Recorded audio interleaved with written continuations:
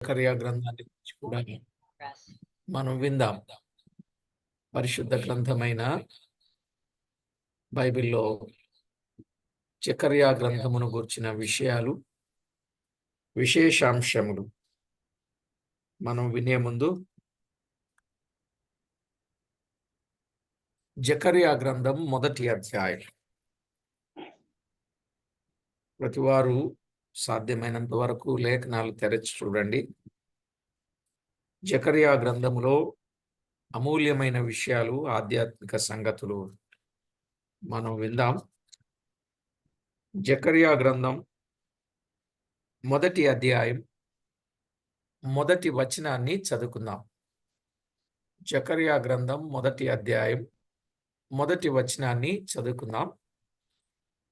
దర్యావేషు ఏలుబడి యందు 2వ సంవత్సరం 8వ నెలలో యెహోవా వాక్కు ప్రవక్తయు ఇద్దోకు పుట్టిన బెరక్యా కుమారుడునైన జకర్యాకు ప్రత్యక్షమై సెలవిచ్చునదేమనగా, చదవబడిన ఈ లేఖనం కొరకు ప్రార్థన చేసి వాక్యాన్ని మనం విందామండి. ప్రార్థన చేసుకుందాం. మహాగణుడవైన మా దేవ, సర్వాధికారి అయిన మా ప్రియ ప్రభువా, మీ ఘననామానికి స్తోత్రములు, స్తుతులు చెల్లిస్తున్నాం. జకర్యా గ్రంథములో నుండి అమూల్యమైన సంగతులు, ఆధ్యాత్మిక విషయాలు మాకు తేటతెల్లం చేసి మీ నామమునకే మహిమ, ఘనత, కీర్తి, ప్రభావములను మీరు ఆరోపించుకుంటారని కోరుచూ ఉన్నాం. అల్పులం, అపాత్రులమైన మమ్మను మీరు ఆదుకొని మేలు చేస్తూ లేఖనమందలి సత్యములను తేటగా బయలుపరచి మీకెంతో మహిమ, ఘనత, కీర్తి, ప్రభావములను మేము ఆపాదించడానికి మమ్మను మీరు సిద్ధపరచమని, తోడై ఉండి కాపాడమని కోరుచు మా ప్రాణనాథుడు, ప్రియుడు, మా రక్షకుడైన యేసు క్రీస్తు అతి శ్రేష్టమైన అమూల్యమైన నామమున స్తోత్రము చెల్లించి, స్తుతించి, ప్రార్థించి మిక్కిలి వినయముగా బ్రతిమిలాడి వేడుచూ ఉన్నాం మా ప్రియ పరలోకపు తండ్రి. ఆమేన్. ఆమేన్. ప్రభునందు ప్రియులారా, జీవము గల దేవుని వాక్యములో వ్రాయబడిన సంగతులను మనము జ్ఞాపకం చేసుకుందాం. దానికి ముందు ఈ జకర్యా గ్రంథము యొక్క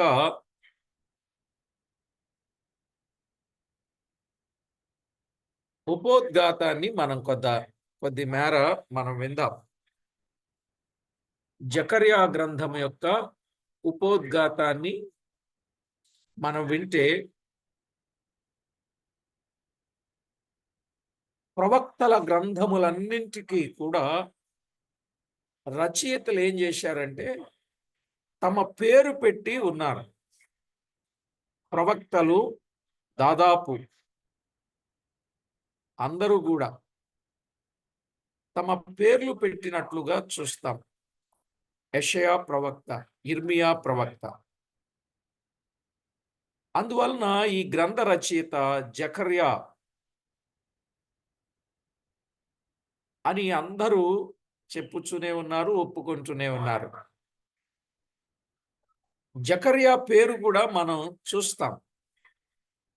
మొదటి అధ్యాయం మొదటి వచనములో బెరక్యా కుమారుడనైన జకర్యాకు ప్రత్యక్షమైన అనే మాట చూస్తాం.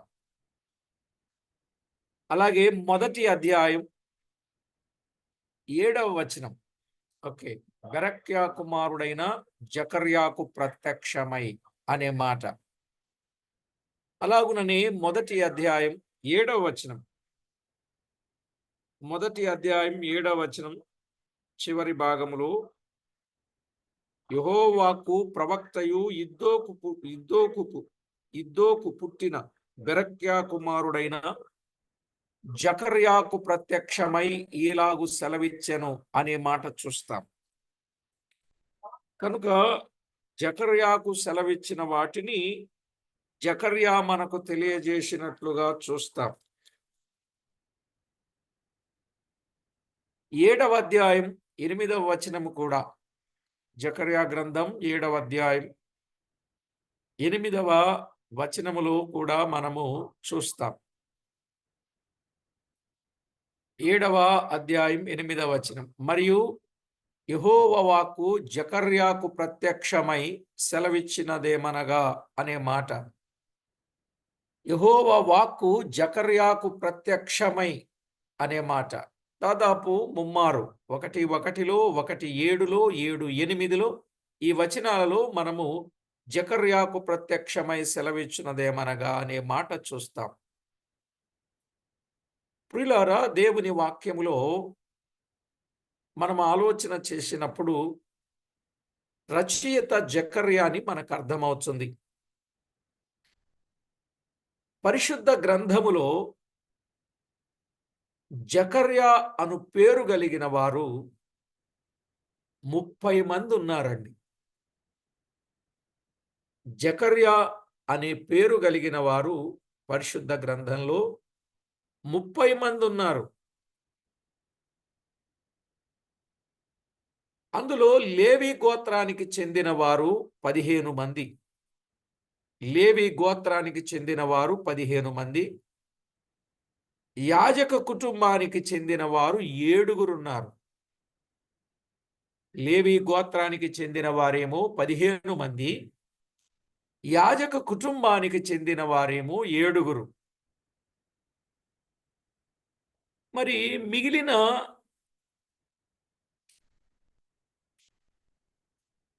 వారెవరు? అందులో ఒకరు దినవృత్తాంతముల మొదటి గ్రంథం 15వ అధ్యాయం 23 నుండి 24 వచనములో దావీదు కాలములోనున్న మందసము ముందు బోరలు ఊదివారులో ఒకరున్నారు. రిఫరెన్స్ రాసుకోండి, సంగతి రాసుకోండి. అదంతా వద్దమ్మా, చిన్న వచనం ఉన్నప్పుడే మీరు స్క్రీన్ మీద చూపించండి. దావీదు కాలములో మందసము ఉన్నప్పుడు ఆ మందసము ముందు బోరలు ఊదేవారిలో ఒకరున్నారు. జకర్యా అనే ఆయన. ఇక రెండవదిగా దినవృత్తాంతముల 2వ గ్రంథం 24వ అధ్యాయం 20 నుండి 22 వచనాలలో ఆయన ఎవరు అంటే యాజకుడైన యెహోయాదా కుమారుడు. యాజకుడైన యెహోయాదా కుమారుడు. ఈయన యూదుల విగ్రహారాధనను గద్దించినందున రాజాజ్ఞ ప్రకారము ఆయనను రాళ్లతో కొట్టి చంపిరి. ఇదిగోండి, అప్పుడు దేవుని ఆత్మ యాజకుడకు యెహోయాదా కుమారుడైన జకర్యా మీదికి రాగా అతడు జనుల ఎదుట నిలువబడి, మీరెందుకు యెహోవా ఆజ్ఞలను మీరుచున్నారు? మీరు వర్ధిల్లరు. మీరు యెహోవాను విసర్జించితిరి గనుక ఆయన మిమ్మును విసర్జించి ఉన్నాడని దేవుడు సెలవిచ్చుచున్నాడని చెప్పాడు. 22 వచనాలు. 21వ వచనంలో ఇక ఇలా మనం చెప్పుకుంటూ వెళ్తే చాలా. ఇతడు యూదుల విగ్రహారాధన ఖండించాడు. అందుకు వారు అతని మీద కుట్ర చేసి రాజు మాటను బట్టి యెహోవా మందిరపు ఆవరణము లోపల రాళ్లు రువ్వి అతని చావగొట్టిరి అన్నాడు. ఈ ప్రకారం రాజని యోవాష్ జకర్యా తండ్రి అయిన 22వ వచనం, జకర్యా తండ్రి అయిన యెహోయాదా తనకు చేసిన ఉపకారమును మరచినవాడై అతని కుమారుని చంపించెను. అతడు చనిపోవునప్పుడు యెహోవా దీన్ని దృష్టించి దీన్ని విచారణలోనికి తెచ్చునుగాక అన్నాడు. ఈ జకర్యా వేరు. ఈయనను గూర్చి క్రీస్తు కూడా చెప్పాడు. ఈ జకర్యాను గూర్చి. మత్తయి సువార్త 23వ అధ్యాయం 35వ వచనంలో, మరి వీరి వివరాలన్నీ మనం వింటే బాగుంటుందనే ఉద్దేశంతో చెప్తా ఉన్నా. మత్తయి రాసిన సువార్త 23వ అధ్యాయం 35వ వచనంలో ఈ జకర్యాను గూర్చే యేసుక్రీస్తు ప్రభు చెప్పారు. ఏమని చెప్పారు? మత్తయి సువార్త 23వ అధ్యాయం 35వ వచనం.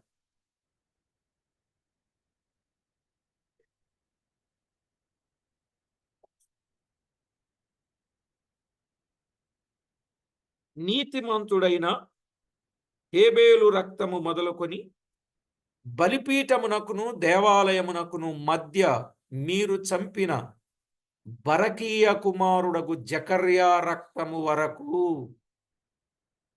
మీరు చంపిన బరకీయ కుమారుడగు జకర్యా రక్తము వరకు భూమి మీద చిందింపబడిన నీతిమంతుల రక్తమంతయు మీ మీదికి వచ్చును అని యేసుక్రీస్తు ప్రభు స్వయంగా చెప్పిన మాట మనము చూస్తాం. కనుక ఈయన కొరకే యేసుక్రీస్తు ప్రభు ప్రస్తావించిన సందర్భాన్ని మనము చూస్తాం. చూడండి, లూకా వ్రాసిన సువార్తలో, లూకా సువార్త 11:51లో కూడా మనము చూస్తాం. కాబట్టి లోకము పుట్టినది మొదలుకొని అనగా హేబేలు రక్తం మొదలుకొని బలిపీఠమునకును మందిరమునకును మధ్యను నశించిన జకర్యా రక్తము వరకు చిందింపబడిన ప్రవక్తలందరి రక్తము నిమిత్తము ఈ తరము వారు విచారింపబడుదురు. జకర్యా రక్తము వరకు చిందింపబడిన ప్రవక్తలందరి రక్తము నిమిత్తము ఈ తరము వారు విచారింపబడుదురు. నిశ్చయముగా ఈ తరము వారు ఆ రక్తము నిమిత్తము విచారింపబడుదురని మీతో చెప్పుచున్నానని ప్రభు చెప్పినట్లుగా చూస్తాం. రైట్. ఒకటి, మందసము ముందు బూరలు ఊదువారిలో ఒకరని, యూదుల విగ్రహారాధనను గద్దించినందున రాజాజ్ఞ ప్రకారం రాళ్లతో కొట్టబడిన జకర్యాని.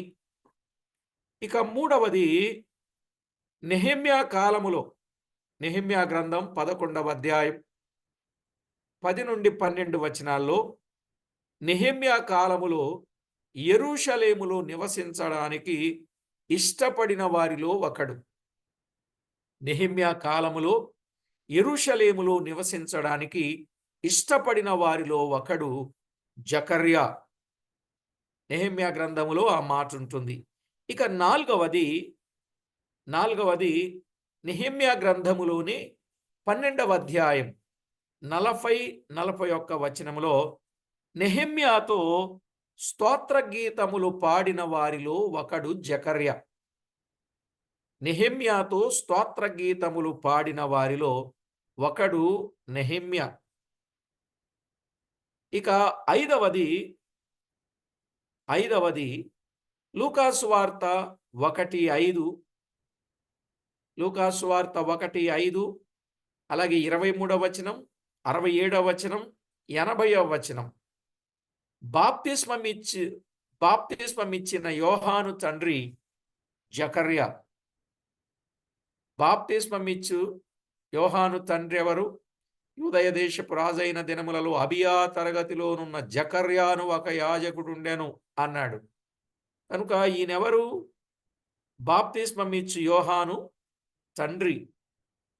ఇక ఆరవదిగా దినవృత్తాంతముల మొదటి గ్రంథం 9వ అధ్యాయం 21 నుండి 22 వచనాలు. దినవృత్తాంతముల మొదటి గ్రంథం 9వ అధ్యాయం 21 నుండి 22 వచనాలలో, దావీదు కాలములో ద్వారపాలకులలో ఒకరు మరియు మెషెల్లేమ్యా కుమారుడైన జకర్యా సమాజపు గుడారము యొక్క ద్వారమునకు కావలి అన్నాడు. దావీదు కాలములో ద్వారపాలకులలో ఒకడు ఈ జకర్యా. ఇక ఏడవది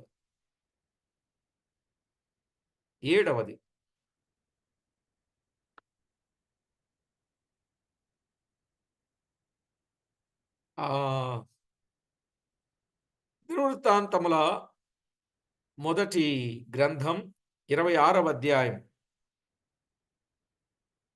2వ వచనం, 14వ వచనం.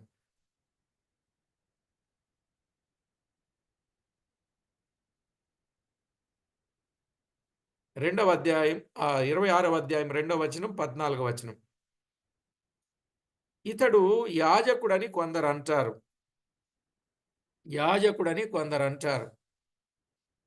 మెషిల్యేమ కుమారులు ఎవరనగా జకర్యా జ్యేష్ఠుడు అన్నాడు. ఈ మెషెలేమ్యాకు ప్రథమ కుమారుడు జకర్యా అంటారు. ఇతడు యాజకుడని కొందరంటారు. 26వ అధ్యాయం 1వ వచనంలో ఇతడు యాజకుడని కొందరంటారు. కానీ 26:1లో చూస్తే కోరహు సంతతికి చెందినవాడుగా కనబడతా ఉంటాడు. ఇతడు కోరహు సంతతికి సంబంధించిన వాడుగా కనపడతాడు. అలాగునని ఇద్దోకుకు పుట్టిన బెరక్యా కుమారుడైన జకర్యా,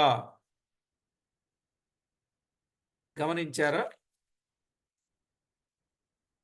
ఎవరైనా మరొక ఆయన ఇద్దోకుకు పుట్టిన బెరక్యా కుమారుడైన జకర్యా, ఈయన కూడా యాజక కుటుంబానికే చెందినవాడు.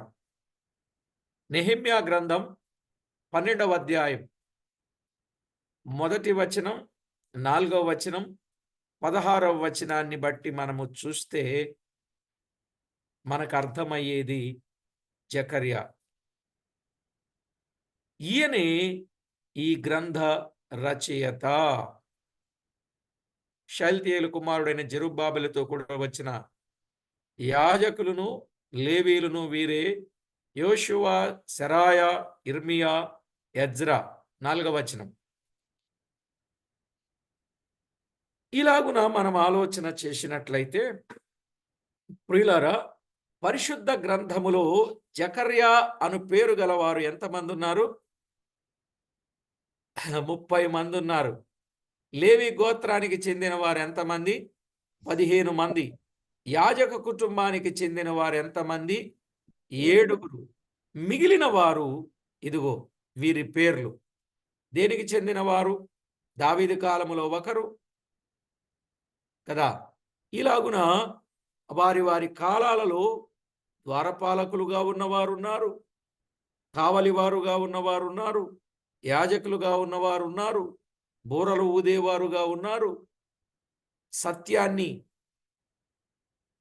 క్రమం తప్పించినప్పుడు సత్యం కొరకు పోరాడి నిలిచిన వారు ఉన్నారు.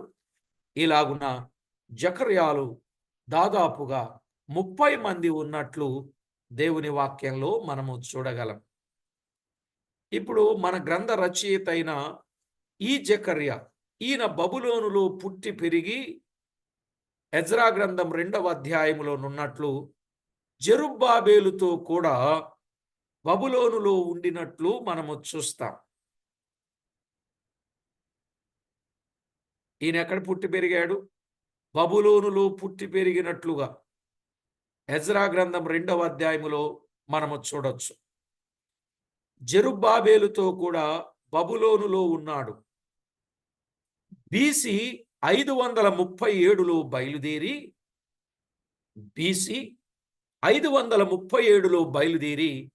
536 యెరూషలేముకు వచ్చిన వారిలో ఒకడు ఈ జకర్యా. ఈయన యాజక వంశానికి చెందినవాడు. ఈ జకర్యా యాజక వంశానికి చెందినవాడు. అయినా కూడా దేవుని ప్రవక్తగా నుండి దివ్యమైన సందేశాలు బోధించిన వాడు ఈ జకర్యా. దేవుని ప్రవక్తగా ఉండి దివ్యమైన సందేశాలు బోధించిన వాడు ఈ జకర్యా. అలాగే ఇర్మియా 1:1, ఏస్కేలు 1:1-3 వీరు యాజక కుటుంబానికి చెందిన వారే అయినను దేవుడు వారిని ప్రవక్తలుగా పిలిచి వాడుకున్నట్లుగా చూస్తాం. ఎవరిని? ఇర్మియాను, ఎహెజ్కేలును కదండి. దేవుడు వారిని పిలిచి బహుగా వాడుకున్నట్లుగా దైవలేఖనంలో మనము చూస్తాం. బెన్యామీను దేశమందల అనాతోతులో కాపురమున్న యాజకులలో ఒకడై హిల్కియా కుమారుడైన ఇర్మియా వాక్యములు అని ఇర్మియా గ్రంథాన్ని గూర్చిన సంగతులు మనము చూస్తాం. సరే ప్రియులారా, ఏది ఏమైనా ఆ రోజుల్లో యాజక కుటుంబానికి చెందిన ఇర్మియాను గాని ఏస్కేలును గాని దేవుడు పిలిచి వారిని ప్రవక్తలుగా ఎంతో చక్కగా వాడుకున్నట్లుగా చూస్తాం. హబక్కుకు కూడా 3వ అధ్యాయములో ఉన్న కావ్య రూపంలోనున్న ప్రార్థనను బట్టి లేవి వంశానికి చెందిన గాయకుడని కొందరు అంటారు. సరే ఏది ఏమైనా యెషయా, దానియేలు వీరేమో రాజవంశానికి చెందిన వారు. మరి ఈయనేమో యాజక కుటుంబానికి చెందినవాడు.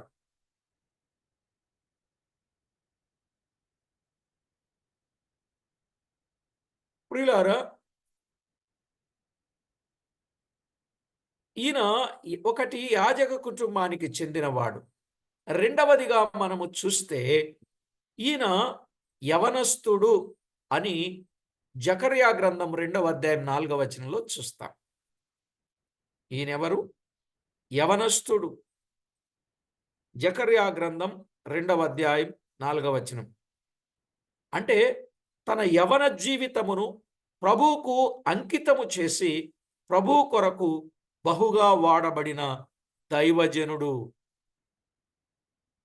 బహుగా వాడబడిన దైవజనుడు. రెండవ దూత పరిగెత్తిపోయి యెరూషలేములో మనుషులను పశువులను విస్తారమైనందున అది ప్రాకారము లేని మైదానముగా ఉండునని ఈ యవనునికి తెలియజేయుమని మొదటి దూతకు ఆజ్ఞ ఇచ్చెను. ఈ యవనునికి కనుక ఈ యాజక వృత్తి కలిగినటువంటి కుటుంబానికి చెందిన ఈ జకర్యాను దేవుడు ప్రవక్తగా పిలిచి వాడుకుంటూ ఈ యవనస్తుడు అనే విషయాన్ని మనం చూస్తాం. అంటే తన జీవితంలో యవనములోనే దేవుని కొరకు అంకితము చేసుకొని ప్రభు కొరకు బహుగా వాడబడినవాడు.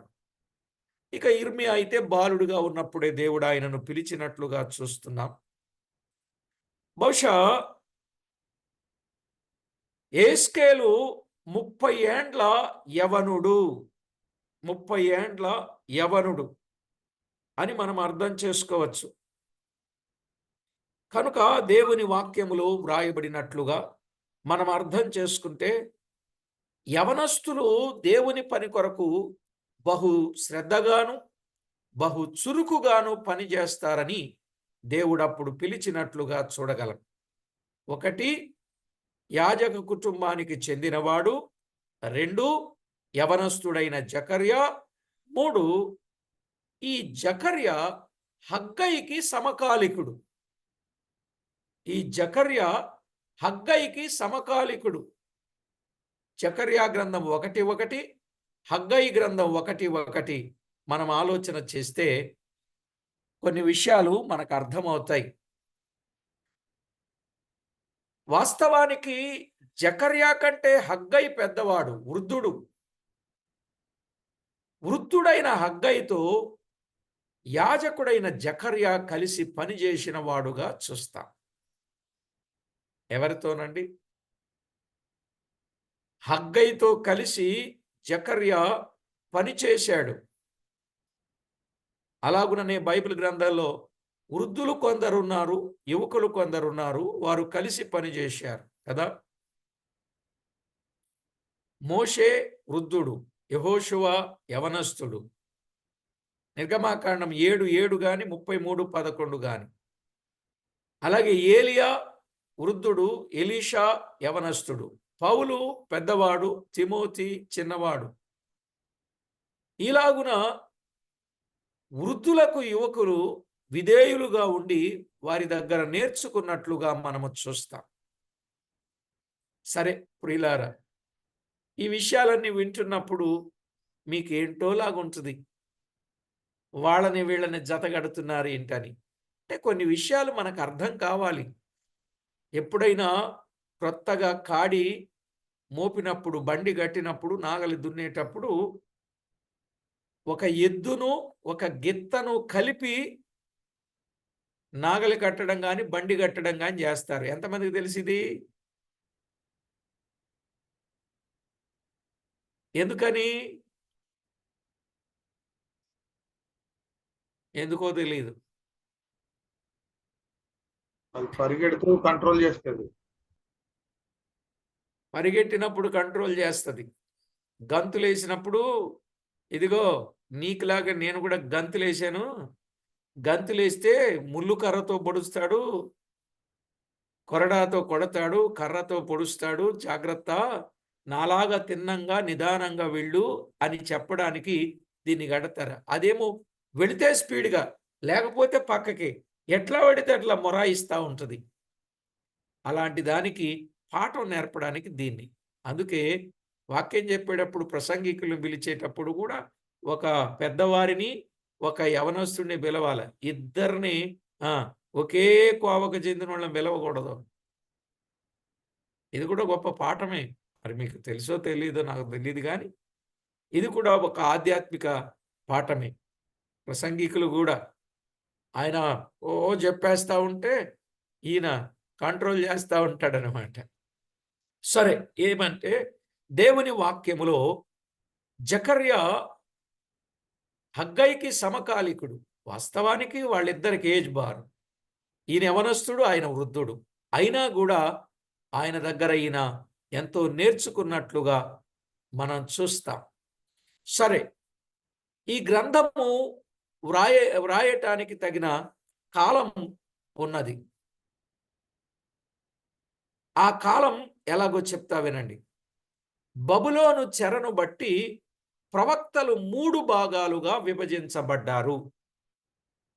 ఏమండి? ఇది ఇంపార్టెంట్‌గా రాసుకోండి. బబులోను చెరను బట్టి ప్రవక్తలు 3 భాగాలుగా విభజించబడ్డారు. ఈ 3 భాగాలుగా విభజించబడినప్పుడు చెరకు ముందున్న ప్రవక్తలు, చెరలోనున్న ప్రవక్తలు, చెర తర్వాత ప్రవక్తలు.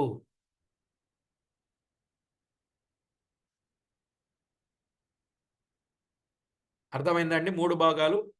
చెరకు ముందున్న ప్రవక్తలు, చెరలోనున్న ప్రవక్తలు, చెర తర్వాత ఉన్న ప్రవక్తలు.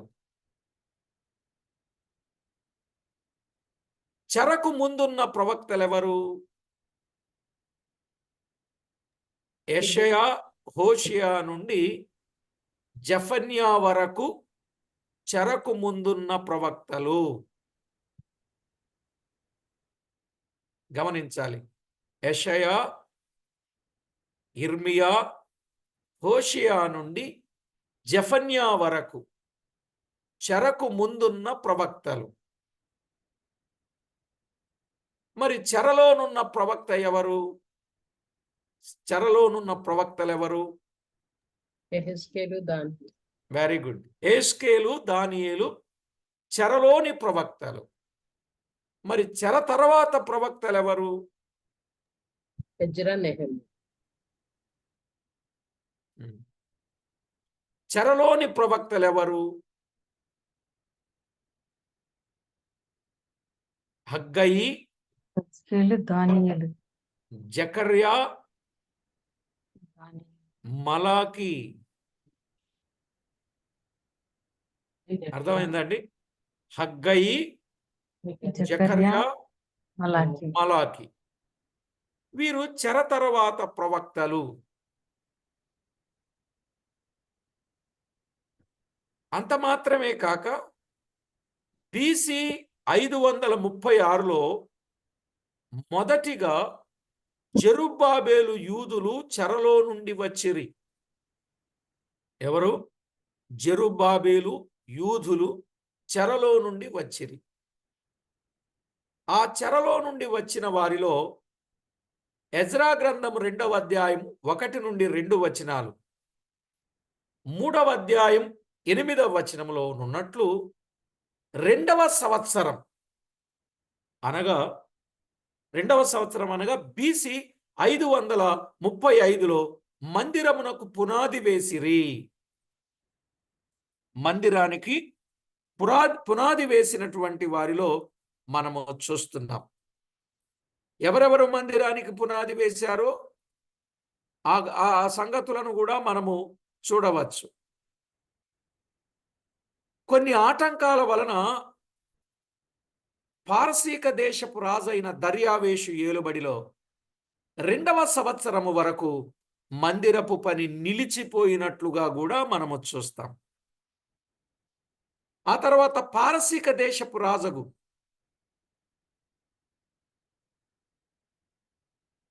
కోరేషు బయలుదేరాడు.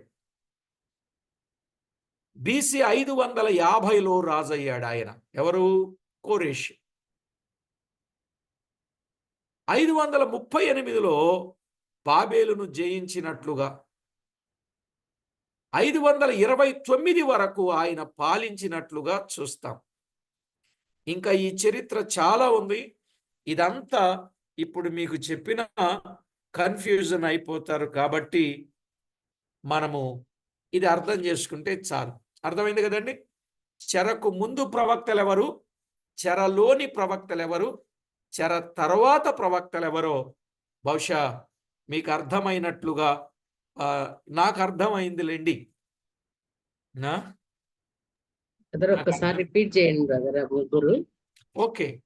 చెరకు ముందున్న ప్రవక్తలు యెషయా, ఇర్మియా, హోషేయ నుండి జఫన్యా వరకు చెరకు ముందున్న ప్రవక్తలు.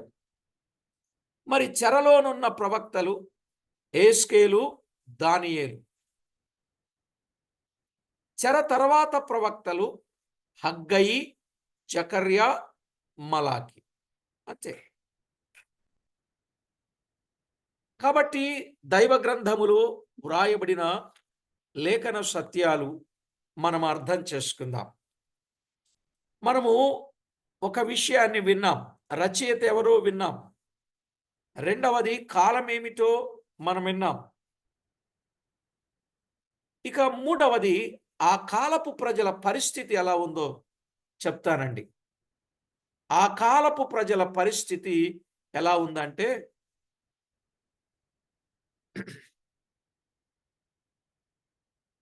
అందులో ఆత్మీయ స్థితి, ఆ కాలపు ప్రజల పరిస్థితి, ఆత్మీయ స్థితి ఎలా ఉంది? ప్రజలు ఆత్మీయంగా చాలా నీరసిల్లిన స్థితిలోనే ఉన్నారండి. జకర్యా కాలంలో ప్రజల యొక్క పరిస్థితి ఎలా ఉందంటే, ఆత్మీయంగా బాగా నీరసిల్లిన వారుగా ఉన్నారు. మనము విన్నట్లుగా దాదాపు మందిరపు పని 15 సంవత్సరాలు నిలిచిపోయిన దినాలలో హగ్గై మొదటి అధ్యాయం 2 నుంచి 4 వచనాలలో యెహోవా మందిరము కట్టుటకు సమయం ఇంకా రాలేదని చెప్పుకొనుచు సొంత ఇండ్లు కట్టుకొనుచు దేవుని విషయములో నిర్లక్ష్యంగా ఉన్నారు. మరి అది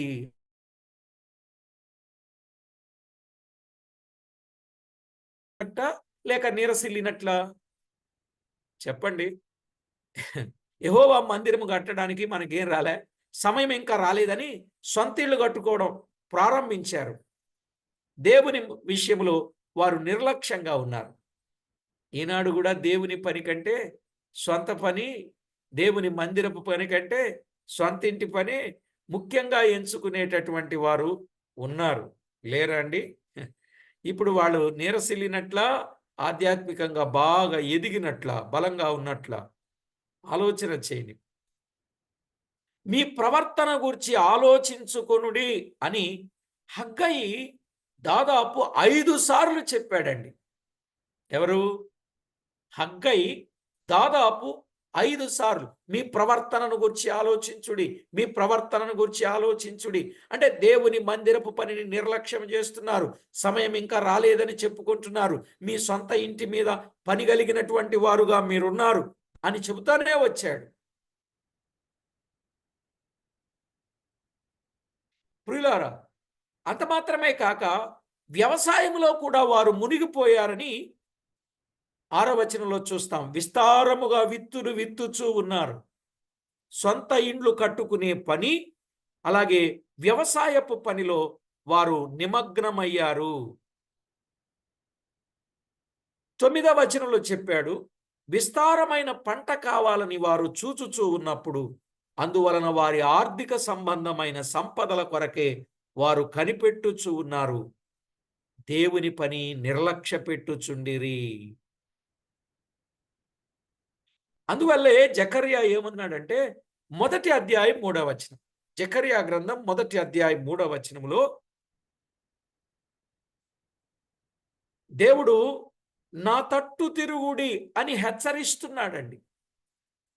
జకర్యా గ్రంథములో నా తట్టు తిరుగుడి అని దేవుడు హెచ్చరిస్తూ ఉన్నాడు. ఆ ప్రజలను హెచ్చరిస్తూ ఉన్నాడు. అంటే వారు దేవుని తట్టు తిరిగిన వారుగా లేరు. జకర్యా గ్రంథం 7వ అధ్యాయం 1 నుండి 7 వచనాలు. జకర్యా గ్రంథం 7వ అధ్యాయం 1 నుండి 7 వచనాలలో వారు ఎలా ఉన్నారు? దేవుని తట్టు తిరిగిన వారుగా లేరు. ఇక్కడ 7వ అధ్యాయం 1 నుండి 7 వచనాల్లో చూసినట్లయితే వారు ఉపవాసము చేయుచున్నారు గాని భక్తి లేని వారుగా, దేవుని ఆజ్ఞలు నోట పలుకుతున్నారు గాని మనసునకు తెచ్చుకొనని వారుగా, అనుసరించని వారుగా కనబడుతా ఉన్నారు.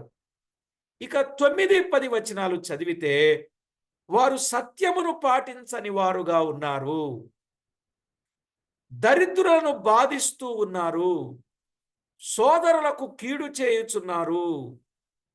ఎన్ని కారణాలు చెప్పానండి? ఇవన్నీ బైబిల్లోనే ఉన్నాయి. ఒకటేమో సొంత ఇళ్ళు కట్టుకుంటున్నారు, రెండేమో వ్యవసాయం మీదే మనసు పెట్టారు, మూడేమో సత్యమును పాటించని వారుగా ఉన్నారు, భక్తి లేని వారుగా ఉన్నారు, 4, 5 దేవుని ఆజ్ఞలు మనసుకు తెచ్చుకొనని వారుగా ఉన్నారు, 6 దరిద్రులను బాధ పెట్టేవారుగా ఉన్నారు, 7 సహోదరులకు కీడు చేయువారుగా కనబడుచున్నారు. మరి ఇదంతా వారు ఆత్మీయంగా బలంగా ఉన్నట్ట, ఆత్మీయతలో నీరసిల్లినట్లా అండి? మీకు అర్థమైందా ఇంతకీ? ఏమి బ్రదర్?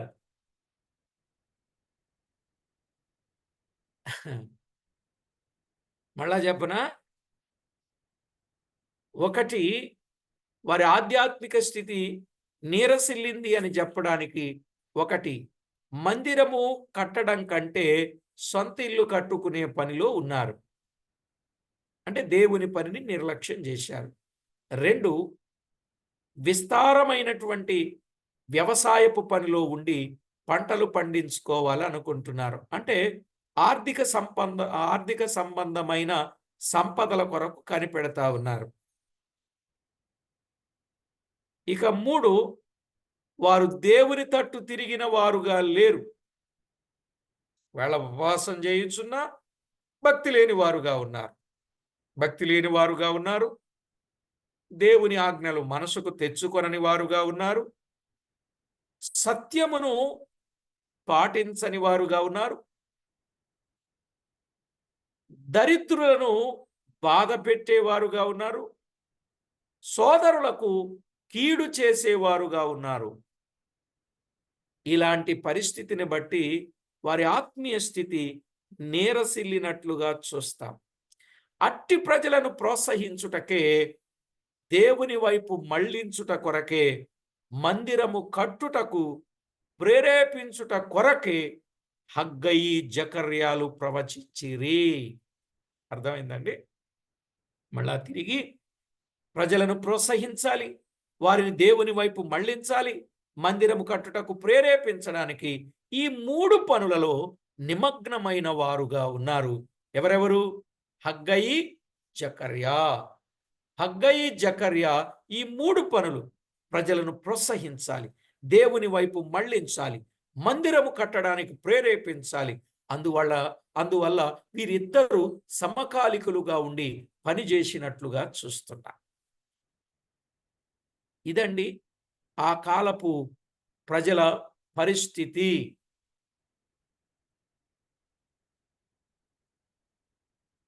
ఇక రెండవ విషయానికి వస్తే అదే ఏ విన్నాం. ఇక బి వారి ఆర్థిక స్థితి. వారి ఆర్థిక స్థితి, వారి ఆత్మీయ స్థితి చూశాం. వారి ఆర్థిక స్థితి చాలా నష్టపడిన స్థితిలో ఉన్నట్లు హగ్గై అయితే చెప్పాడు.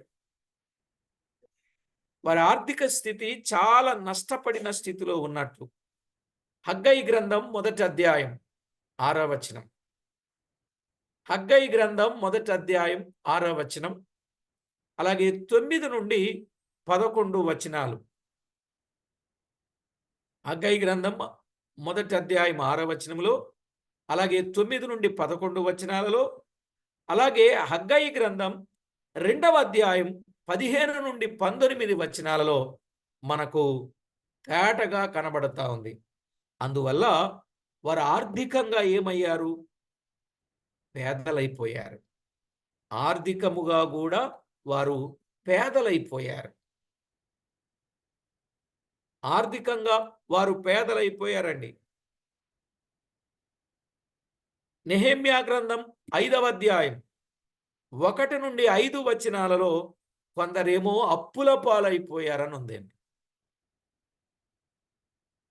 గమనించారా? నష్టపడిన స్థితిలో ఉన్నారు, ఆర్థికంగా పేదలైపోయారు, కొందరు అప్పుల పాలైపోయారు. ఇక అదే నెహెమ్యా గ్రంథం 7వ అధ్యాయం 4వ వచనంలో కొందరు ఇండ్లు కట్టుకొనలేని పరిస్థితుల్లో ఉన్నట్లుగా కూడా కనబడుతుంది. ఇండ్లు కూడా కట్టుకోలేని పరిస్థితులు.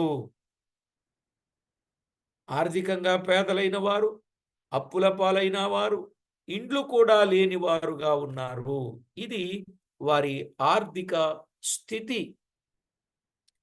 ఎప్పుడైతే దేవుని పనిని నిర్లక్ష్యం చేస్తామో జీవితం ఇలాగే ఉంటుందండి.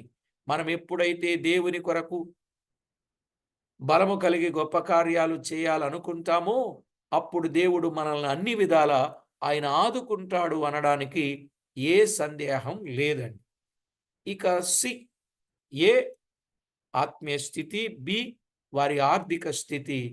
ఇక సి, వారు పారసీకుల ఆధిపత్యము క్రింద ఉండి వారికి బానిసలై ఉండి స్వాతంత్ర్యము నిలుపుకొన యత్నించుచూ ఉండిరి. అంటే సాంఘికముగా హీన స్థితిలో ఉన్నారు. సాంఘిక స్థితి, ఆత్మీయ స్థితి, ఆర్థిక స్థితి, సాంఘిక స్థితి, హీన స్థితిలో వారున్నారు. ఎందుకంటే పారసీకుల ఆధిపత్యము క్రింద వారున్నారు. వారికి వీరు బానిసలై ఉన్నారు. స్వాతంత్ర్యము కూడా నిలుపుకోలేని స్థితిలో ఉన్నారు. అట్టి వారి మధ్య జకర్యా ప్రవచించాడు. అట్టి వారి మధ్య జకర్యా ప్రవచించడం ప్రారంభించాడు. నేటి సంఘములు కూడా లవదికయ సంఘమును పోలి ఆత్మీయతలో చల్లారిన నులివెచ్చని స్థితిలో ఉన్నారు. నిజమా? నిజమే. సమస్యలతో నిండి సహోదర ప్రేమ చల్లారిన స్థితిలోనున్నది. ఇట్టి సంఘముల మధ్య జకర్యా ప్రవచనములు ప్రోత్సహించుటకు సహాయం. ఆనాటి ఇశ్రాయేలీల స్థితిని పోలినవిగా నేటు సంఘాలు ఆత్మీయ స్థితి కనబడుచు ఉన్నదంటారా? గనుక ఈ ప్రవచనాలు ఎంతైనా మనకు సహాయకరమనే విషయాన్ని మనం గుర్తించాలి. కాబట్టి ప్రభునందు ప్రియులారా, వారి ఆత్మీయ స్థితి బాగలేదండి, వారి ఆర్థిక స్థితి బాగలేదండి, వారి సాంఘిక స్థితి కూడా బాగలేదండి. కనుక ఇలాంటి స్థితిలో ఉన్న వారిని ఏం చేయడానికి జకర్యా, హగ్గైలు పోరాడుతూ ఉన్నారు? వారిని తిరిగి ప్రోత్సహించాలి, దేవుని వైపుకు మళ్ళించాలి, మందిరమును కట్టడానికి ప్రేరేపించాలి. వారు అప్పు కలిగిన వారుగా ఉన్నారు, లేదు, వారు అప్పు ఇచ్చేవారిగా తయారు కావాలి. వారు బానిసలుగా ఉన్నారు, లేదు, వారు ఏలుబడే స్థితికి రావాలి అని వారిని ఎంతో ప్రోత్సహించి తెలియజేసిన ప్రవచనాలుగా జకర్యా గ్రంథములో మనము వింటున్నాం. ఇంకా చాలా ఉంది ఉపోద్ఘాతం. విందామంటారా? అధ్యాయం 1వ వచనం నుండి ప్రారంభిద్దామంటారా? మొదటి అధ్యాయం నుండి ప్రారంభిద్దాం. మనకు పూర్వపరాలు కొంత తెలిసి ఆధ్యాత్మికంగా మనము ఎదగవలసిన వారమై ఉన్నాం. మరి ఈ గ్రంథములో ఉన్న కొన్ని ముఖ్యాంశాలు ఉన్నాయి. ఈ గ్రంథము యొక్క మూలవాక్యం లేక ఈ గ్రంథము యొక్క అమూల్యత ఉన్నది. ఈ గ్రంథములో మెస్సియాను గురించిన మొదటి రాకడ, మెస్సియాను గురించిన రెండవ రాకడ ఈ గ్రంథములో ఉన్నాయి. ఎన్నో విషయాలు ఈ గ్రంథములో దేవాది దేవుడు వ్రాసి ఉంచాడు. వాటన్నింటినీ మనము క్లుప్తంగా జ్ఞాపకం చేసుకుంటూ ప్రభువుకు మహిమ ఆపాదిద్దాం. ఈరోజు ప్రియులారా, రచయితను గూర్చిన సంగతి మనం విన్నాం. రెండవదిగా కాలాన్ని గూర్చిన సంగతి మనం విన్నాం. మూడవదిగా ఆ కాలపు ప్రజల పరిస్థితి మనము కొద్దిగా వినగలిగాం. కనుక ఏది ఏమైనా ఆనాడైనా ఈనాడైనా ప్రియులారా, ప్రజల పరిస్థితి ఇలాగే ఉండగా దీనిని గొప్ప చేయడం కొరకే, వారిని ఆ విడుదల కలిగించడం కొరకే యేసు ప్రభు రావటం గాని కదా, చెరలోనున్న వారికి విడుదలనివ్వడానికి కదా యేసుక్రీస్తు ప్రభు వచ్చింది. ఈరోజు మనం కూడా కొందరిని మంచి దారిలోనికి తీసుకుని రావాలి. వారి ఆధ్యాత్మిక స్థితికి మనము సహాయము చేసి వారిని ప్రోత్సహించాలి. వారు ఉన్నటువంటి స్థితి నుండి గొప్ప స్థితికి రావాలి. నిజంగా దేవుని వాక్యమే గాని మన భారతదేశానికి రాకపోతే పాశ్చాత్య దేశాల నుండి ఈరోజు ఇలాగున ఎడ్యుకేషన్ పరంగా కానీ వైద్య పరంగా కానీ ఏ కోశాన డెవలప్ అయ్యేది కాదు. దానికి ఆధారాలు చాలా ఉన్నాయి, చరిత్ర ఆధారాలు. ఈరోజు వారు వచ్చారు, భక్తి కలిగి వారు వచ్చారు, ప్రకటించారు దేవుని వాక్యం. ఈరోజు చూడండి, మా అంతటోళ్ళు లేరన్నట్టుగా తయారైపోయింది ఇండియా.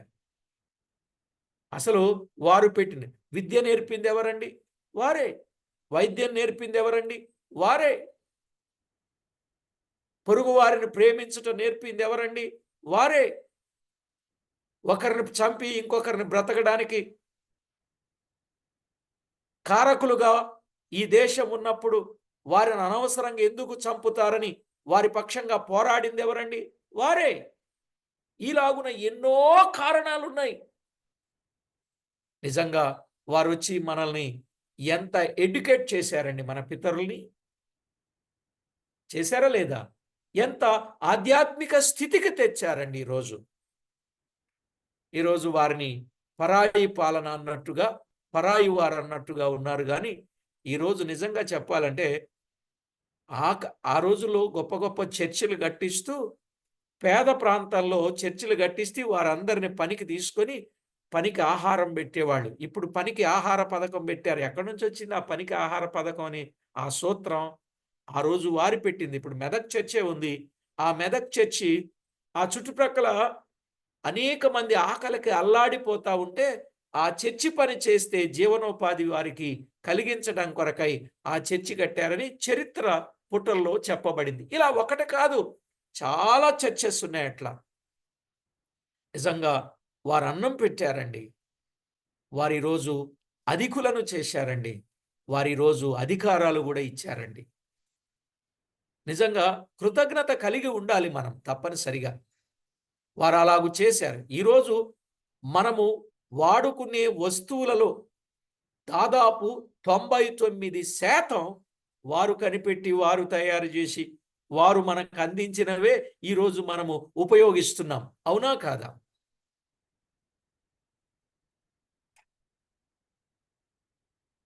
కాకపోతే అర్థం కాని వాళ్ళకి ఇది తెల్లవాళ్ల మతం, తెల్లవాళ్ల మతం, తెల్లవాళ్ల మతం అని చెప్తున్నారు. ఇది మతం కాదండి, ఇది మార్గం. ఇది మార్గం, మంచి మార్గం. మూర్ఖుని మంచివానిగా చేసే మార్గం. దుర్మార్గుని సన్మార్గునిగా చేసే మార్గం. చీకటిలో ఉన్న వారికి వెలుగును ప్రసరింపజేసే మార్గం. ఇంకా చాలా సంగతులు చెప్పుకోవచ్చు.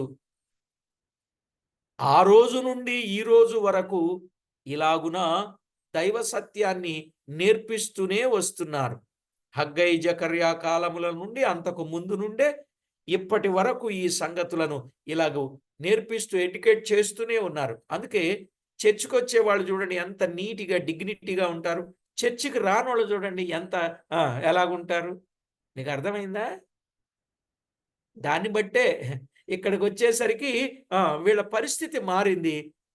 అక్కడుంటే వాళ్ళ పరిస్థితి అలాగుంది. అక్కడుంటే దరిద్రంగా ఉన్నట్టుంటుంది, ఇక్కడుంటే ధనవంతులుగా ఉన్నట్టుంటుంది, ఏమీ లేకపోయినా కూడా. అది ప్రభు వారికి ఇచ్చిన గొప్ప భాగ్యం. ఇలాగున మనం ఎడ్యుకేట్ చేసే ఒక గొప్ప పనిలో మనం ఉన్నాం. ఆర్థిక స్థితిని కానీ, ఆత్మీయ స్థితిని కానీ, సాంఘిక స్థితిని కానీ మెరుగుపరచడానికి దైవ లేఖనాలు దేవుడు మనకిచ్చాడు. కాబట్టి లేఖన సత్యాలను ఎరిగి దేవునికి మహిమ తెద్దాం. ప్రార్థన చేసుకుందాం. మరణంలో నుండి జీవములోనికి నడిపించారు. ప్రార్థన చేసుకుందాం. అసతోమా సద్గమయ, తమసోమా జ్యోతిర్గమయ, మృత్యోర్మా అమృతంగమయ అని వాళ్ళు కూడా చెప్పుకుంటారు. కానీ వాళ్ళు చెప్పే సూత్రం కరెక్ట్గా బైబిల్ మాత్రమే అది నెరవేర్చింది, ఇంకేది నెరవేర్చలేకపోయింది.